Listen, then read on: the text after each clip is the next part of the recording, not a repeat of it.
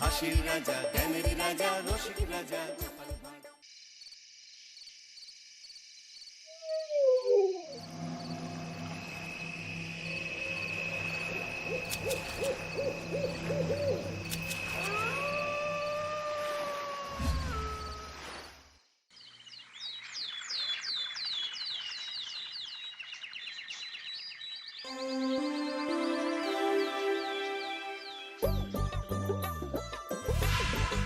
দূর দূর, হঠাৎ করে কেন যে এত চুল ঝরছে বুঝতেই পারছি না। কতদিন হয়ে গেল চুল ওঠা আর থামছেই না। না, এমন হতে থাকলে তো মাথায় টাক পড়ে যাবে। না না না, আজ রাজবৈদ্যের কাছে পরামর্শ নিতে হবে। কি ব্যাপার মহারাজ, আজ আপনাকে এমন চিন্তিত দেখাচ্ছে কেন? জীবনে বড় দুঃখ গোপাল, মন মেজাজ একদম ভালো নেই। সে কি কি হয়েছে মহারাজ? গোপাল থাকতে দুঃখ কিসের? আর বলো না, মাথার চুলগুলো আজকাল ঝড়ে পড়া পাতার মতো পটপট করে ঝরে যাচ্ছে। আমি তো জানি কেন এমন হচ্ছে, কিন্তু এখনই মুখ খুললে চলবে না। আর একটু বেশি বিপদ বাড়লে তখন মাঠে নামবো। তাই বলুন। এ তো খুব ছোট ব্যাপার। চুল ঝরলে টাক পড়বে, আর সেটা পড়া কত ভালো জানেন? কথায় আছে, যত বড় টাক তত বেশি টাকা। তুমি চুপ করো তো বাপু। যদি টাক থাকলেই টাকা হতো, তাহলে তোমার টাকা কোথায়? যেটা বোঝো না সেটা নিয়ে কথা বলো না। তাই না তাই, মহারাজের ঝরছে চুল, চিন্তার ভাঁজ মাথায়। গোপাল যতই চেষ্টা করুক, চিড়ে ভিজবে না কথায়। তোমরা সকলে থামো তো দেখি। ও রাজবৈদ্য, তুমি এর কিছু উপায় বলো। আগে মহারাজ, অনেক সময় দেহে ওই লৌহের পরিমাণ কমে গেলে এমন চুল ঝরে। আপনি বরং পালং শাক, ওই কিশমিশ, কলা ও আরো কিছু ফল আমি বলে দিচ্ছি, সেগুলো বেশি করে খান। আচ্ছা আচ্ছা আচ্ছা, তবে তাই করে দেখি।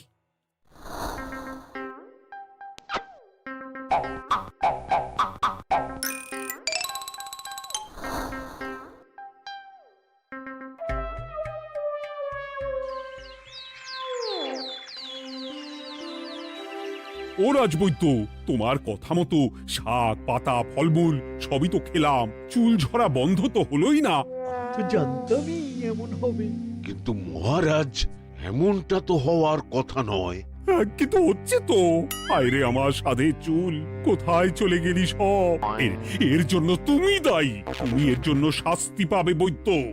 আমাকে আমাকে ক্ষমা করে দিন মহারাজ। এমনটা হবে এ তো আমি ভাবতেই পারিনি। কিছু মনে করবেন না মহারাজ, ছোট মুখে বড় কথা বলছি। কিন্তু সত্যি এখানে রাজবৈদ্যর কোনো দোষ নেই। ওকে শাস্তি দেওয়াটা ঠিক হবে না মহারাজ। দেখেছেন মহারাজ, গোপালের সাহসটা দেখেছেন? আপনার মুখের উপর কথা বলছে।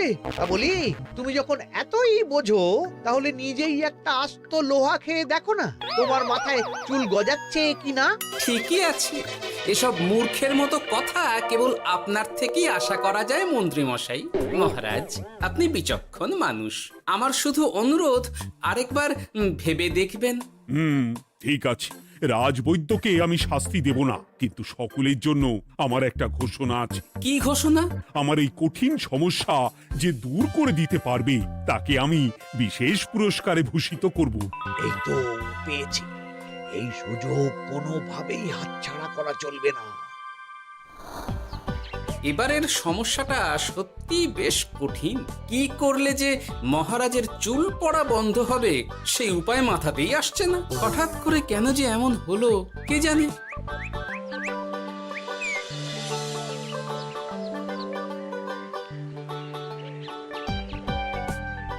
ও মা, তুমি এসে গেছো? একটু বসো, আমি তেলটা মেখেই হাত ধুয়ে খাবারটা বাড়ছি। হ্যাঁ, সে ঠিক আছে, কিন্তু তুমি কিসের তেল মাখছো এটা? কি আবার মাথার চুলের তেল? এখানেও চুল, ওদিকে মহারাজেরও চুল ঝরে পড়া নিয়ে আমরা সবাই হিমশিম খাচ্ছি গিন্নি। আরে, মহারাজের অত সুন্দর কালো চুলগুলো ঝরে যাচ্ছে, এ তো ভারী দুঃখের কথা। সে আর বলতে।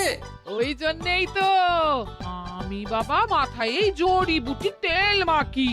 এতে চুলের গোড়া শক্ত করে, চুলকে ভালো রাখে, নতুন চুল গজায় সব। হ্যাঁ কি কি বললে?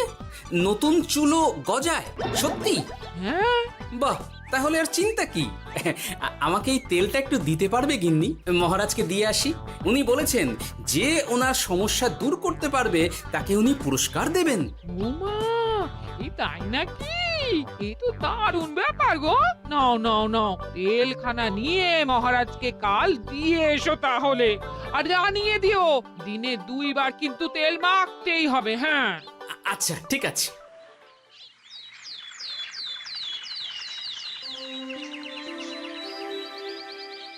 কোনো উপায় খুঁজে পেলে তোমরা? আগে মহারাজ, আমি আপনার জন্য নকল চুল বানিয়ে এনেছি। যতদিন আপনার চুল পড়া বন্ধ না হচ্ছে ততদিন আপনি এটা পরে ব্যবহার করতে পারেন। সে তো বুঝলাম, কিন্তু নকল চুল তো আর আসল চুলে জায়গা নিতে পারবে না বিজ্ঞানী। আসল চুলের কথা ভেবে আমি আপনার জন্য কেশুত্তে পাতা এনেছি মহারাজ। আচ্ছা বেশ। তা গোপাল, খুব তো আগের দিন বকবক করছিলে, তুমি কি এনেছো শুনি? সেটা যথাসময়ে দেখতে পেয়ে যাবেন মন্ত্রী মশাই। এটা জড়িবুটি তেল মহারাজ। আমি এটা আপনার জন্য এনেছি।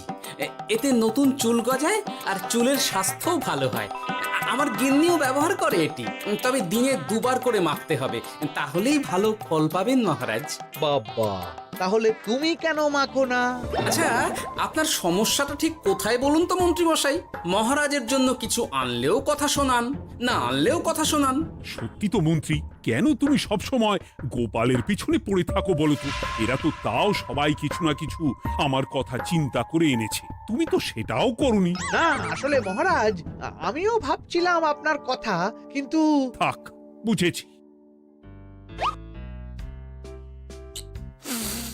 আহ, দারুণ। তেলের গন্ধটাও খুব সুন্দর। গোপাল, তোমায় অনেক ধন্যবাদ। আশা করছি ব্যবহার করলে খুব ভালো ফল দেবে। একদম দেবেই মহারাজ। দূর বাবা, ভেবেছিলাম এক, হলো আর এক। কোথা দিয়ে যে গোপালটা মাঝখান দিয়ে এসে নাক গলিয়ে ঢুকে পড়ে, খুব শক্ত পুরস্কার নেওয়ার। দেখাচ্ছি মজা।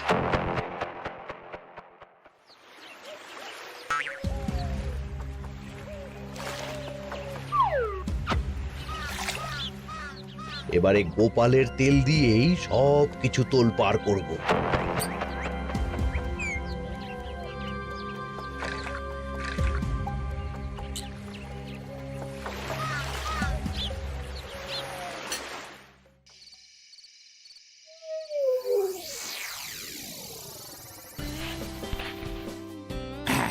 ব্যাস, হয়ে গেল 2 বার মাখা। গোপাল বলেছিল এতেই ভালো ফল পাব, কিন্তু এখন মাখার পর মাথাটা কেমন জ্বালা জ্বালা করছে মনে হচ্ছে। হয়তো নতুন চুল গজাবে বলে এমন হচ্ছে। কাল সকালে বোঝা যাবে। এতক্ষণে বোধহয় ছোট ছোট চুল গজিয়েই গেছে। কি এটা চুল গজানোর তেল ছিল নাকি পড়ে যাওয়ার? হে ভগবান, যেটুকু বাকি ছিল সেটাও ঝরে পড়ে টাক পড়েই গেল। হ্যাঁ, গোপালই হলো যত নষ্টের গোড়া। আজ আসুক সভায়।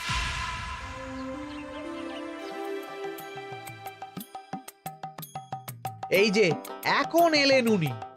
ও কি মহারাজ, আপনি এমন কাপড় মাথায় জড়িয়ে বসে আছেন কেন? তুমি আর এমন প্রশ্ন জিজ্ঞাসা করো না গোপাল, তোমার দয়াতেই মহারাজের এমন অবস্থা। মানেটা আমি তোমায় দেখাচ্ছি, দাঁড়াও। এই যে গোপালের দেওয়া তেল মেখেই আমার এমন হয়েছে, আর তার জন্য আমি তোমাকে কোনোদিনও ক্ষমা করব না গোপাল। বিশ্বাস করুন মহারাজ, আমার গিন্নিও মাখে এই তেল, কিন্তু এমন কিছু তো এখনো পর্যন্ত ঘটেনি। আমি আর কিচ্ছু শুনতে চাই না। আমার মাথা ভর্তি চুল আমি ফেরত চাই। যতদিন না আমার মাথার সব চুল ফিরে আসছে ততদিন আমি তোমার মুখও দেখতে চাই না। মহারাজ, আপনার কোনো চিন্তা নেই, আমি তো আছি। এবার এই সমস্যার একটা সমাধান আমি করেই ছাড়বো। কি ব্যাপার, মন্ত্রী মশাই এত লাফাচ্ছে কেন? এসবের পেছনে আবার ওনার হাত নেই তো? না, ব্যাপারটা পরে দেখতে হচ্ছে।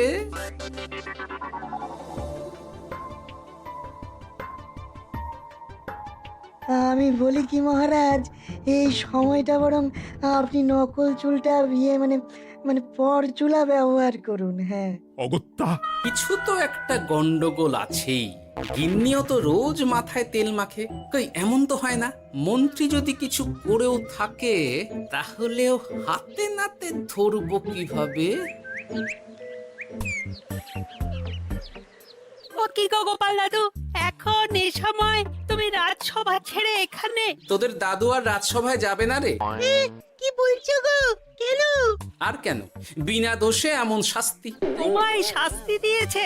তুমি শুধু বলো কে তোমার সাথে কি করেছে, বাকিটা আমরা বুঝে নিচ্ছি। আচ্ছা বলছি, কৃষ্ণনগরের মন্ত্রী মশাইয়ের বাড়িটা কোন দিকে একটু বলতে পারবেন? কৃষ্ণনগরে নতুন নাকি? আগে তো আপনাকে কখনো দেখেছি বলে মনে পড়ছে না। হ্যাঁ, আমি এখানে থাকি না, আমি এখানে আমার কাজে এসেছি, তাই মন্ত্রী মশাইয়ের বাড়ির ঠিকানাটা যদি একটু বলে দেন। নিশ্চয়ই, এ পথ দিয়ে সোজা চলে যান, তারপর কিছুটা ডান দিকে গেলেই পেয়ে যাবেন। আচ্ছা, অনেক ধন্যবাদ। ভিন গাঁয়ের লোক মন্ত্রী মশাইয়ের বাড়িতে, ব্যাপারটা বেশ সন্দেহজনক লাগছে। এই এই গুলটে ন্যাপলা, তোরা তোরা দুজন একটু আড়াল থেকে দেখতো লোকটা মন্ত্রী মশাইয়ের বাড়িতে ঠিক কি জন্য এসেছে, তারপর আমায় খবর দিস। ঠিক আছে গোপাল দাদু। তোমার আবার এখানে আসার কি দরকার ছিল? আমি তো বলেছি যে আমি ঠিক গিয়ে তোমার পাওনা গন্ডা মিটিয়ে দেবো। মিটিয়ে দেবে? কতদিন হয়ে গেছে জানেন?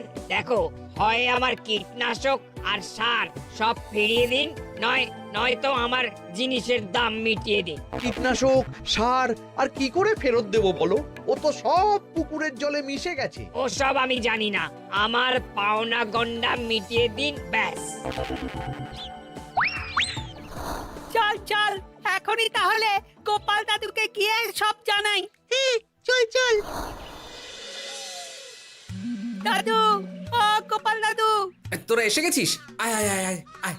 মন্ত্রী মশাইয়ের মুখ থেকে অনেক খবর পেলাম। তাই নাকি? কি শুনি? মন্ত্রী মশাই ওই লোকটার কাছ থেকে অনেক কীটনাশক সার নিয়েছে, কিন্তু এখনো জিনিসের দাম মেটায়নি। হ্যাঁ, ওই জন্যই তো মন্ত্রী মশাইয়ের উপর লোকটা খুব রেগেছিল, হুমকিও দিয়েছে এক সপ্তাহের মধ্যে জিনিসের দাম সব মিটিয়ে দিতে হবে। তাই নাকি? কিন্তু কীটনাশক সার নিয়ে মন্ত্রী মশাই কি করবে? সেটা তো বলতে পারবো না দাদু, তবে হ্যাঁ, মন্ত্রী মশাই ওই লোকটাকে বলছিল যে ওই সব কীটনাশক সার পুকুরের জলে মিশে গেছে। কি বললি? পুকুরের জলে? আচ্ছা, এবার দুয়ে দুয়ে চার করা গেল। অনেক ধন্যবাদ রে তোদের। বল বল, তোরা কি খাবি? কিচ্ছু লাগবে না গোপাল দাদু, তবে ভোলা বয়ের আর মিষ্টি খাওয়ালে। আচ্ছা আচ্ছা। কি করে যে মহারাজকে আসল ব্যাপারটা বোঝাই, কিছু তো একটা উপায় বের করতেই হবে। তা বলি বাবা, রাজসভায় যেতে হবে না বলে কি সারাদিন এইভাবেই শয়নে শয়নে দিন কাটাবেন বাবা? হ্যাঁ, উপায় পেয়ে গেছি। বুঝলে গিন্নি, আমাকে একটা জায়গায় যেতে হবে, বুঝলে? তারপর ওখানে যদি কাজ হয় তাহলে আগামীকাল রাজসভায় আমি যাব। কিন্তু তুমি যে বলেছিলে তোমার এখন ছুটি। হ্যাঁ, কি আর করি বলো, গুরুত্বপূর্ণ একটা কাজ, তাই যেতেই হবে। আচ্ছা যাও।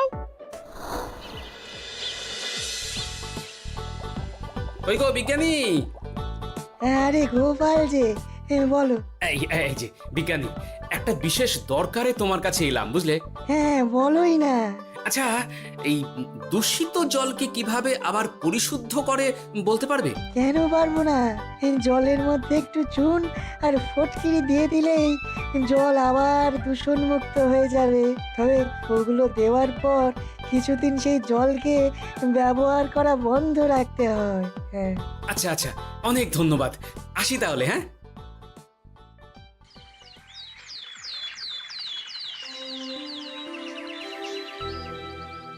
ছায়া পড়েছে, ছায়া পড়েছে। আমি বেশ বুঝতে পারছি তার ছায়া পড়েছে এখানে। কার ছায়া পড়েছে?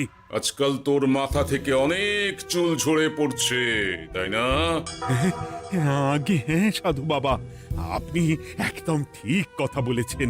ও বাবা, এই আবার কোথা থেকে উদয় হলো? আরে আমি একা গিয়ে সেই স্নানের পুকুর পরিদর্শন করতে চাই। যথা আজ্ঞা বাবা।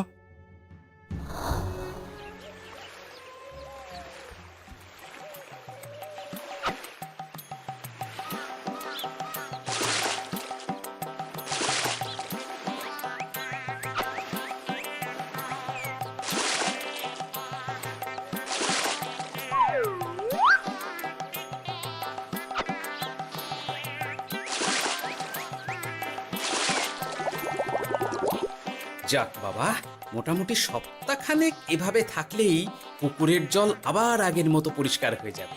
এবার শুধু মহারাজকে একটু বুঝিয়ে বললেই হয়ে যাবে।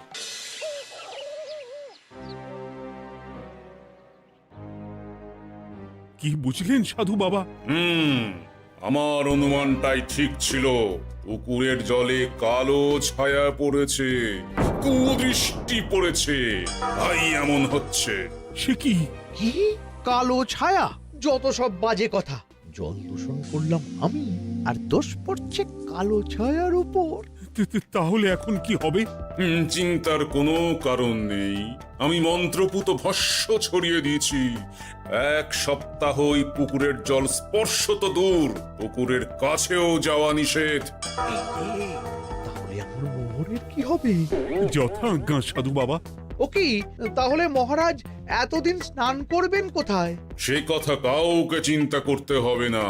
মহারাজের ওপরে কালো ছায়া পড়া জল পড়েছে, তাই আগে সেটা শোধন করতে হবে। আমাকে তাহলে কি করতে হবে সাধু বাবা? আমার শিষ্য গোপাল আমাকে আগেই এই বিষয় জানিয়েছিল। আমি তার হাত দিয়েই তোর স্নানের জল পাঠিয়ে দেব। তাই আগামী 1 সপ্তাহ সেই জল দিয়েই তোকে স্নান করতে হবে। কি গোপাল? দেখছো তো মন্ত্রী, গোপাল আমাকে কত ভালোবাসে। আমি ওকে কত কথা শোনালাম, কিন্তু না না না না, কাল থেকেই আমি আবার গোপালকে রাজসভায় ডেকে আনবো। আমি আসছি, আমার কাজ হয়ে গেছে। আর হ্যাঁ, তোর স্নানের পুকুরের চারিদিকে প্রহরীর বন্দোবস্ত কর। কাক পক্ষীও যেন ওখানে প্রবেশ করতে না পারে। আচ্ছা বাবা, আচ্ছা।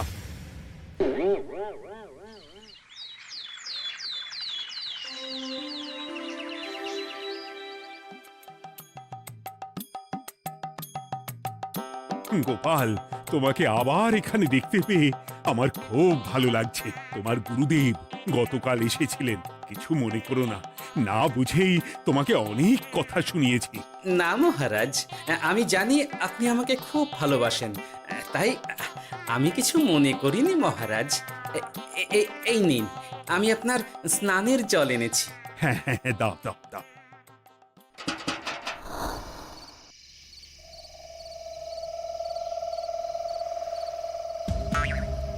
ও বাবা, পুকুরের কাছে যে গিয়ে দেখবো সে উপায় নেই।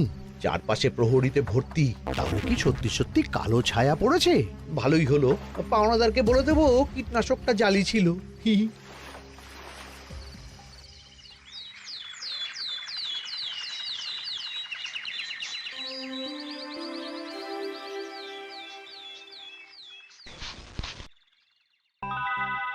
এই তো আমার সেই পুরনো কালো চুলগুলো আবার ফিরে এসেছে। আহা, কি যে আনন্দ হচ্ছে দেখে। আজ 1 সপ্তাহ সম্পূর্ণ হলো। গোপালের জন্য আমার স্নানের পুকুর থেকে কালো ছায়া দূর হয়েছে। আমাকে এই সমস্যা থেকে দূর করার জন্য আমি গোপালকে 100টি মোহর উপহার দিতে চাই। ধন্যবাদ মহারাজ। দূর, আমার আর ভালো লাগে না। সব সময় গোপালই মোহর পায়, এটা তো আমার পাওয়ার কথা ছিল। এদিকে আজকে পাওনাদারও আসবে।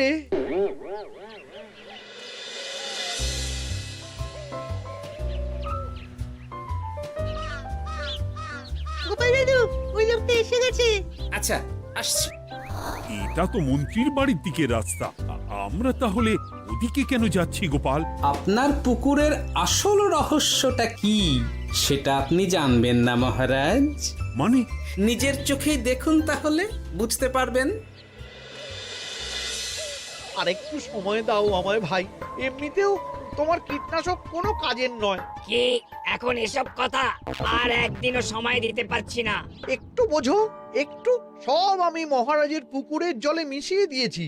মন্ত্রী, তুমি তাহলে সেই কালো ছায়া? মহারাজ, আপনার পর্দা ফাঁস হয়ে গেছে মন্ত্রী মশাই। তুমি তাহলে সবটা জানতে? একদম প্রথম থেকে। রে, খুব জোর ফেঁসেছি। এদিকে পাওনাদার, ওদিকে মহারাজ, এখান থেকে কেটে পড়তে হবে। গন্ডগোল করে আবার পালানো হচ্ছে তবে রে। বলো, কেন করেছিলে? মহারাজ, আমি ভেবেছিলাম আপনার সব চুল উঠে গেলে আমি আপনার কাছ থেকে চুল গজানোর ওষুধ দেওয়ার নামে অনেক টাকা লুটবো। কিন্তু সেই ভাবনা ভাবনাই থেকে গেল, সেগুড়ে যে বালি হয়ে গেল। ভাবা যায় চুলের জন্য চুলোচুলি, হ্যাঁ? হাসির রাজা জ্ঞানের রাজা রসিক রাজা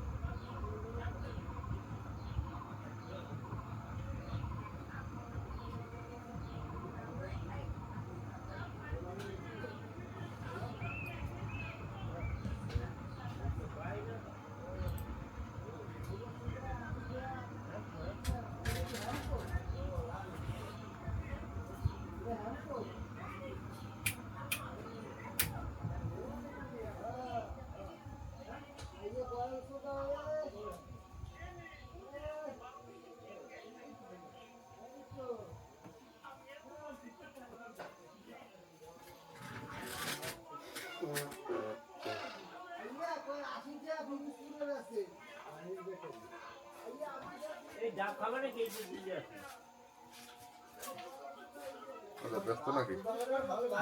দুইটা টিপ লাগবে। হ্যাঁ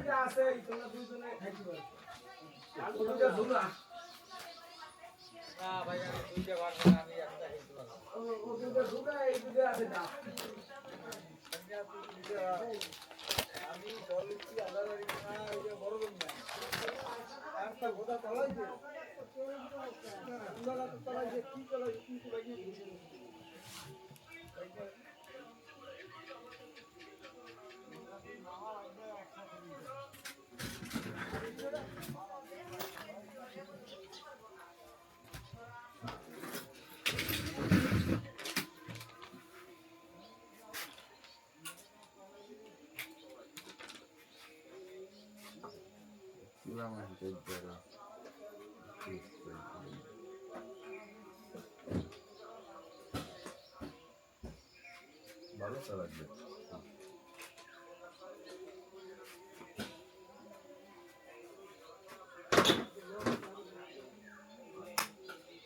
ভালো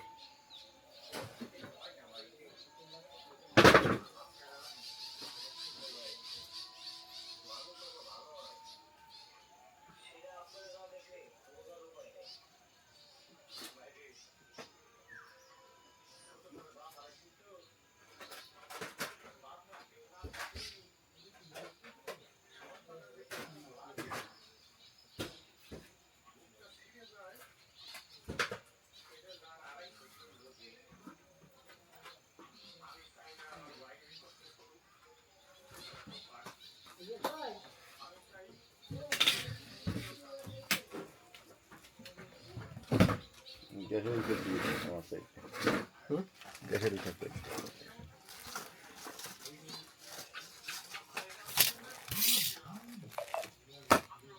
টিভি হয়েছে কত? 30 60 করে 80 80টা যাবে 15 টাকা, তাহলে হচ্ছে 65। আর সকালে তাহলে কত 25? 50টা দিয়ে গেছিলাম। 25, তাহলে 25 আর 65 90।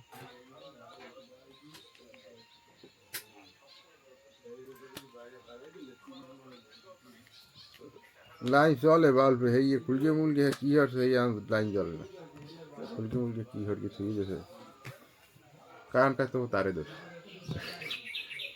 কি হচ্ছে জানি।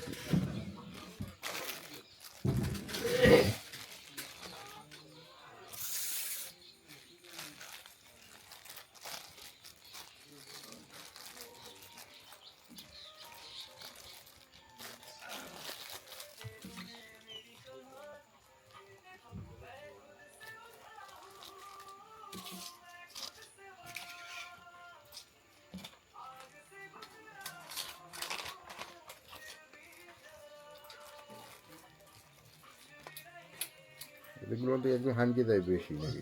ওইটা ওই ডিজাইন।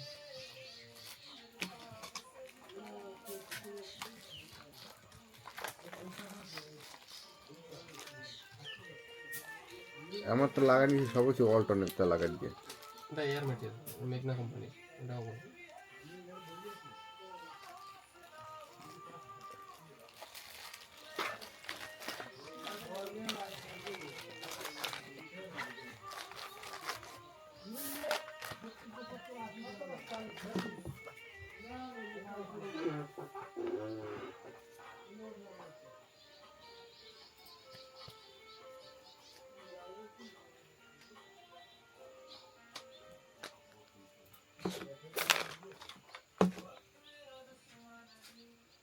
এটা কি আমার সিসি ক্যামেরা? না, তা এটা একটু একটু ফুটেজ লাগবে, এই জন্য আর কি পাতাই থইছে কাজে।